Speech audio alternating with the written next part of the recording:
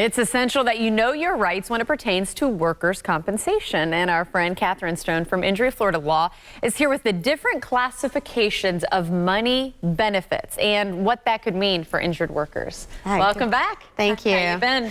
Good. We got our office finally up and going, and so we're very excited at 3310 Southwest Shore Boulevard in Tampa. Good for you. So, Congrats. Very long process, but we're there. So, but yeah, I wanted to talk about this because this comes up a lot.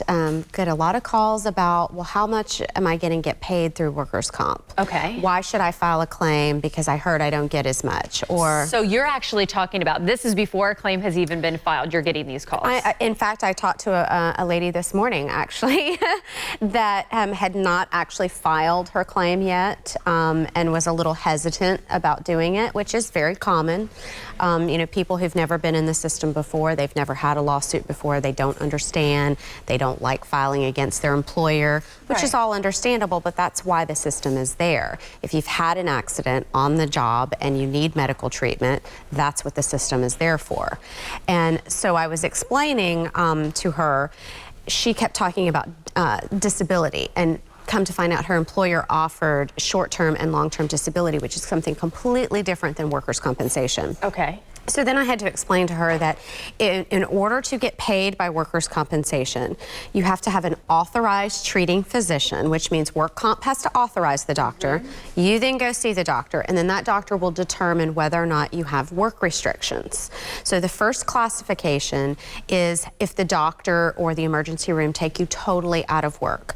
That's called temporary total disability benefits, which means you cannot go back to work. You are temporarily disabled, and they have to pay you based upon your average weekly wage with regards to we call it TTD benefits. Okay. However, if at some point a physician says you can go back to work, but you have restrictions, and the employer then has the option of either bringing you on and accommodating those restrictions. So for instance, let's say you were working out in a warehouse, but now you have like a lifting restriction or a standing restriction, and they have an office job that they can put you at, and it can be as simple as shredding paper. But as long as they're within those restrictions, if there's no change to your pay, then your employer continues to pay you. However, if the employer cannot accommodate your restrictions, which is oftentimes the case, or your average weekly wage falls below 80%, so in other words, they take you out of the warehouse and they put you over here, but they're not going to pay you the same, then workers' comp has to make up the difference up to a certain threshold.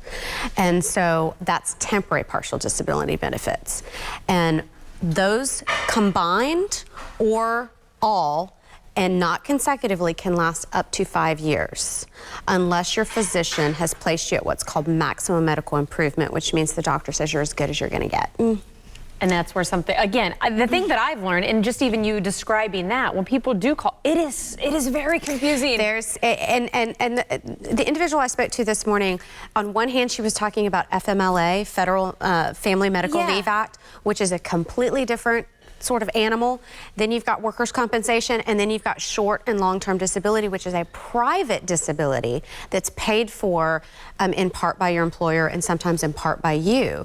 And so that's completely different. That's all contractual, whereas workers' comp is governed by the laws here in the state of Florida. So it's completely different.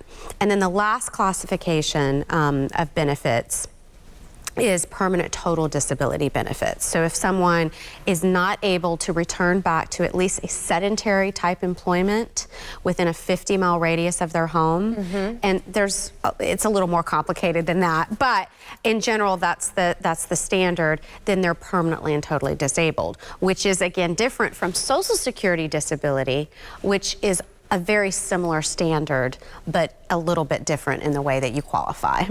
So, I mean, I'm glad we were talking about different classifications, and people, of course, need to hear that out there. When you do get the phone call and they say, is this worth it? What advice? Of course, I know everybody has specifics, everybody has their own story, but generally speaking, what do you do next or tell them? A lot of times I will say, get me your records so that I can review them. You know, you can send them to me.